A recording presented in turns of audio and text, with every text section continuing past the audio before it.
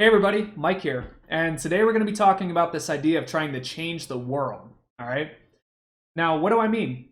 Well, it's pretty obvious what I mean. You want to transform the world, but in the context of this talk, I'm talking about Christian artists, okay? Christian game developers, Christian creatives in general. I've run into plenty of people who want to be the next Walt Disney, and I was the first person I met who said that to myself. There's nothing wrong with wanting to transform the world and have a larger calling, right? I think that the Lord gives us all a different measure of faith and a different measure of calling. Some people are just larger cogs in the system, right? They have bigger dreams, and there's nothing inherently wrong with that. But when we let that go to our head and be prideful, like last week we talked about pride, right? Well, then we're left desolate. We're left alone, right? And we're left doing everything in secret. We're creating a game in secret, and we're just spending 10 years on it. Like, what are we doing?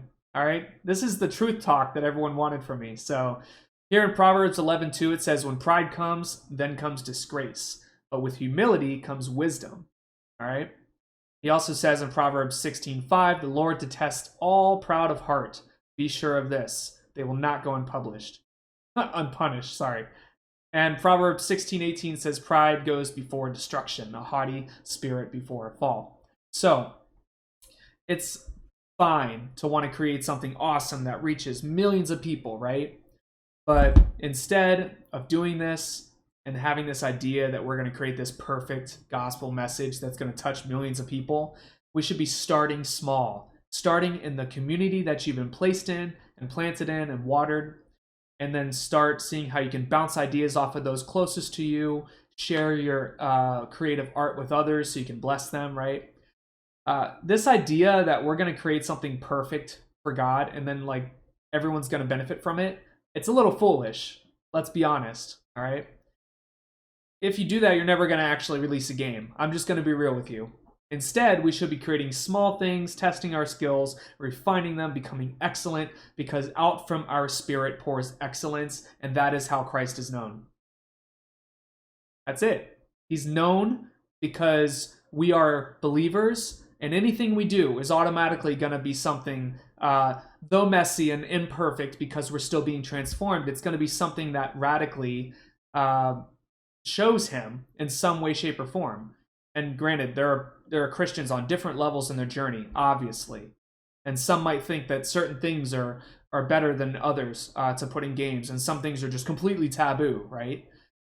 But honestly, your game should be a journal. It shouldn't be you trying to be a pastor. You're not a pastor, you're an artist. All right? And if you are a pastor, you're being an artist in the game. Stop being a pastor. Right? People don't want a pastor. They're playing your game because they want someone to come alongside them. So come alongside them. You know, teach them your testimony. Show them what you went through and the struggles you survived through because of Jesus. And that's going to be transformative because then they'll feel like you're coming alongside them, like you're actually sitting with them, kind of like you go and sit with someone and have coffee, right?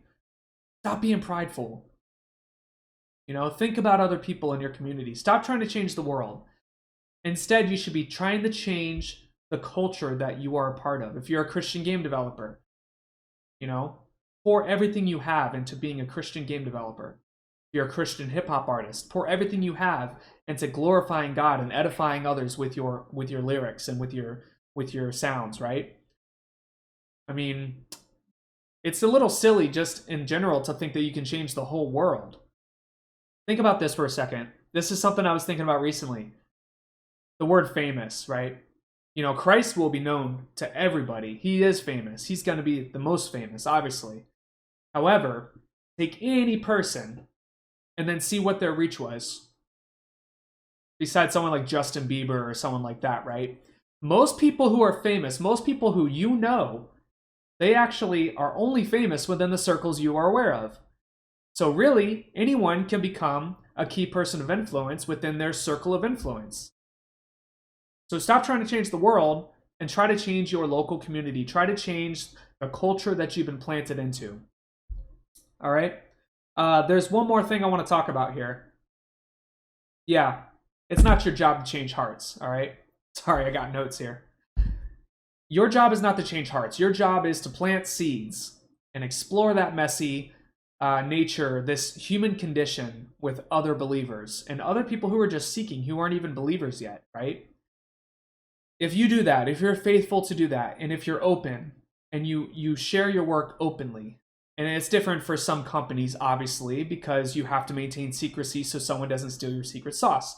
And if you're a small creator, you don't have a secret sauce. I'm sorry to say. You know what you do have, though? Well, you do have a secret sauce, but it's not some secret mechanic or something that's never been thought of before. You may think it is, you may think it's special, but you know what's really special? Your testimony. I don't care what it is you're creating. If you tell your testimony for the Lord, like how the Lord saved you and pulled you out of the mud and cleaned you off, you're going to have an effect on other people's lives. And guess what? It's going to be unique because it's coming from you. Nobody can create the way you do. Even if they draw the same thing, if they tell the same story, it's going to be completely different than your story. So stop being so secretive. Explore the messiness. Explore the mess with other believers and other seekers of truth, right? That's it. It's literally... do I have any other points on here? I don't think so. I just caught on fire and started talking about it. Yeah, guys, get plugged into community. I got a challenge for you. Who are 3 people in your immediate circle of influence who you can connect with on a weekly or daily basis, who you can actually create something with, do a small game jam with, right? Hire them. It doesn't matter. Whatever you do to be a part of that person's life. And then make Christ known in your small circle. Stop trying to reach out to famous people and come up on their shoulders. Instead, you should be trying to just create something for the Lord right here and now. And guess what? In 100 years, those are the kind of people that history looks back on. History doesn't look back on the people who had a big head and a big vision and thought they were all that. Because you're not. None of us are. The only person that's all that is Jesus. So get your head out the clouds. Get your head into your work. Be diligent. Be faithful. Get connected. Boom.